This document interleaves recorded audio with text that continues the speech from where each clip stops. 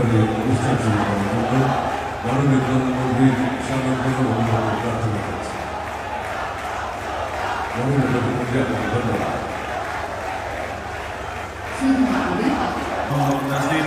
উপস্থিত আছেন স্থানীয় সরকার বিভাগের সম্মানিত সচিব জনাব মোহাম্মদ ইব্রাহিম।